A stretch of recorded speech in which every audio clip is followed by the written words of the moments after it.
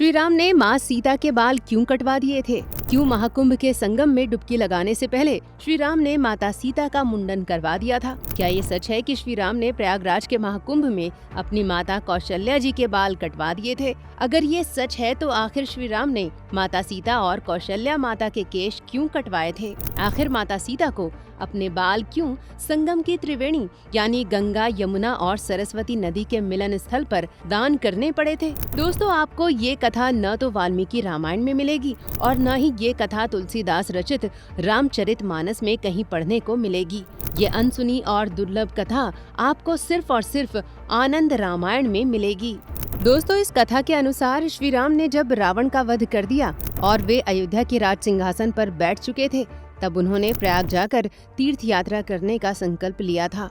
आनंद रामायण ग्रंथ, जिसे खुद वाल्मीकि जी द्वारा लिखी गई एक और राम कथा माना जाता है, इसके अनुसार श्री राम अपनी सेना, अपने भाइयों और अपनी तीनों माताओं को लेकर सीता सहित संगम स्नान करने के लिए गए थे। श्री राम को ये बात मालूम थी कि प्रयागराज के संगम में स्नान करने से 10 अश्वमेध यज्ञों का फल मिलता है और यहाँ स्नान करने से सभी को मुक्ति मिल जाती है। तो आनंद रामायण के अनुसार जब श्री राम संगम के तट पर पहुँचे, तब उन्होंने सबसे पहले त्रिवेणी महारानी यानी गंगा, यमुना और सरस्वती की एक साथ पूजा की थी। इस अवसर पर पहले तो श्री राम ने माँ सीता के सुंदर बालों को 4 उंगल अपने ही हाथों से काटकर उसे संगम में बहा दिया था। इसके बाद उन्होंने खुद अपना भी मुंडन करवाया, क्योंकि वे जानते थे कि प्रयागराज से संगम में मुंडन करवाने से पुण्य की प्राप्ति होती है। इसके बाद उन्होंने अपने तीनों भाइयों यानी लक्ष्मण, भरत और शत्रुघ्न का भी मुंडन करवाकर उनके केश संगम में बहाने का आदेश दिया, जिसका पालन तीनों भाइयों ने भी किया। इसके बाद कहा जाता है कि श्री राम ने अपनी तीनों माताओं यानी कौशल्या जी, सुमित्रा जी और कैकेयी के भी बाल कटवाकर उन्हें संगम में प्रवाहित करवा दिया था।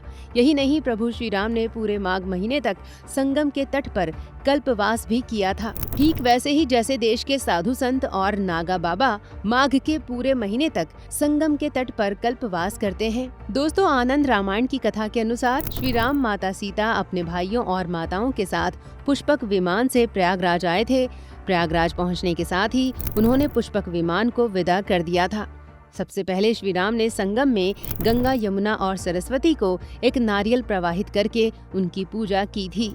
इसके बाद सोने और हीरे से सजी माता सीता के जूड़े को खुलवाकर श्री राम ने खुद अपने हाथों से माता सीता के सुंदर केशों को 4 उंगल काट दिया और उन्हें संगम में प्रवाहित कर दिया। इसके बाद श्री राम के भाइयों ने अपने बालों को संगम में प्रवाहित किया और इसके बाद उनकी माताओं ने भी मुंडन करवाकर अपने केश त्रिवेणी में प्रवाहित कर दिए। यही नहीं, श्री राम के साथ उस वक्त जितने भी सगे संबंधी वहां आए थे, सभी ने अपने बाल काटकर संगम में प्रवाहित कर दिए। इसके बाद श्री राम, माता सीता, श्री राम के भाई और माताओं ने उपवास कर दूसरे दिन अपने पूर्वजों को जल का तर्पण भी किया था। इसके बाद 1 महीने तक कल्पवास करते हुए श्री राम वहाँ भरद्वाज मुनि के आश्रम में तपस्या करते रहे। दोस्तों, वहीं पर उन्होंने नाग वासुकी के मंदिर में जाकर नागराज वासुकी की भी पूजा की।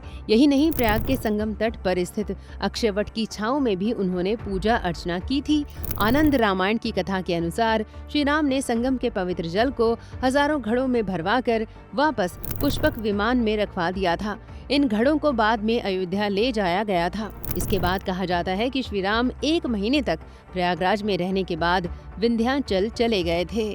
दोस्तों, श्री राम ही नहीं बल्कि खुद पांडवों ने भी प्रयागराज तीर्थ यात्रा की थी और द्रौपदी के चीरहरण के बाद माँ गंगा, यमुना और सरस्वती से महाभारत के युद्ध के पहले अपनी जीत के लिए प्रार्थना की थी। अब ये कहना तो मुश्किल है कि जब श्री राम प्रयागराज आए थे तो उस वक्त वहाँ कुंभ का मेला लगा था या नहीं, क्योंकि आनंद रामायण में महाकुंभ के मेले का जिक्र नहीं मिलता है।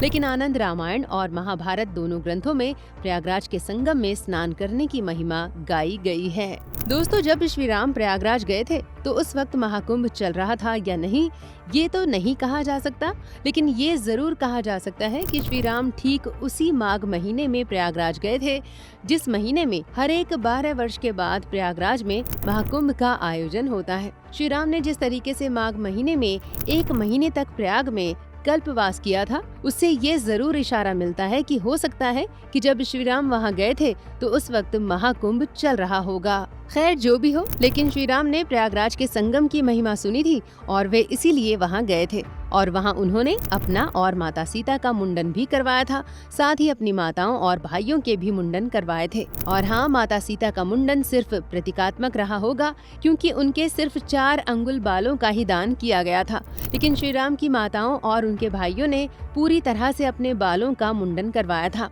ये बात आनंद रामायण में स्पष्ट रूप से लिखी गई है। तो दोस्तों, अगर आप महाकुंभ के मेले में जा रहे हैं तो आप भी श्री राम की तरह अपने केशों का भी मुंडन जरूर करवाएं। और अगर आपको हमारा ये वीडियो पसंद आया हो तो इसे लाइक और शेयर जरूर करें। हमारे चैनल द कर्मा को भी जरूर सब्सक्राइब कर लें। धन्यवाद।